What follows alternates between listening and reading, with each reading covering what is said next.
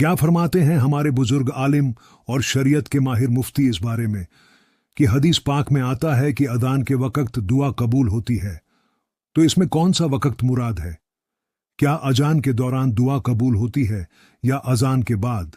बिस्मिल्लाहिर्रहमानिर्रहीम। अल-जवाब बिआउनिल मलिकिल वहाब, अल्लाहुम्मा हिदायतल हक़्क़ि वस्सवाब। हदीस में जो आया है कि अजान के टाइम दुआ कबूल होती है, उससे मुराद है अजान मुकम्मल होने के बाद का टाइम। हदीस शरीफ में जब दुआ की कबूलियत के टाइम बताए गए हैं तो उसमें ये अल्फाज आए हैं, अद्दुआ इंदन निदा, यानी अजान के टाइम दुआ करना। हदीस के शारहीन ने इस पर तबसरा करते हुए कहा कि इससे मुराद है अजान मुकम्मल होने के बाद का टाइम, क्योंकि जब अजान हो रही होती है तो वो अजान का जवाब देने का टाइम होता है।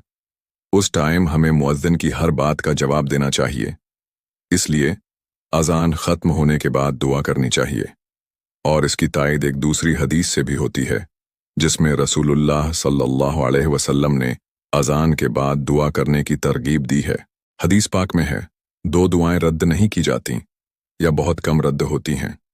एक अजान के टाइम की गई दुआ और दूसरी जंग के टाइम की गई दुआ, जब दोनों फौजें आमने सामने हों। हज़रत अल्लामा तैयबी रहमतुल्लाह अलैह ने मिशकात शरीफ की शरह में फरमाया, अजान और इक़ामत के दरमियान की दुआ इसलिए है कि शैतान उस टाइम वसव से डालने आता है और नमाजी अल्लाह से मदद मांगकर शैतान को दूर करता है। हकीमुल उम्मत मुफ्ती अहमद यार खान नईमी रहमतुल्लाह अलैह फरमाते हैं, मोज़िन के अजान से फारिग होते ही दुआ, ना कि अजान के दौरान, क्योंकि वो जवाब अजान का टाइम है। इमाम बुखारी रहमतुल्लाह अलैह ने बुखारी शरीफ में एक बाब कायम किया, बाबुद्दुआ इंद निदा, यानी अजान के टाइम दुआ का बाब। इस पर मशहूर शारिह बदरुद्दीन अयनी रहमतुल्लाह अलैह फरमाते हैं, यह बाब अजान मुकम्मल होने के बाद दुआ करने से मुताल्लिक है।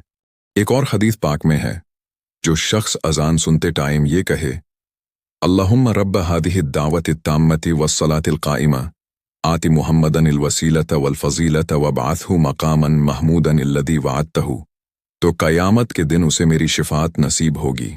इस हदीस की शरह में अयनी रहमतुल्लाह अलैह लिखते हैं, दरअसल हीन यस्मा की जगह हीन समिया होना चाहिए था, क्योंकि दुआ अजान ख़त्म होने के बाद मुस्तहब है। और इसी की तायद हदीस से भी होती है, जिसमें है कि पहले अजान का जवाब दो, फिर दरूद भेजो और फिर दुआ करो, और अल्लाह पाक ज़्यादा बेहतर जानता है और उसके रसूल सल्लल्लाहु अलैहि वसल्लम ज़्यादा जानने वाले हैं।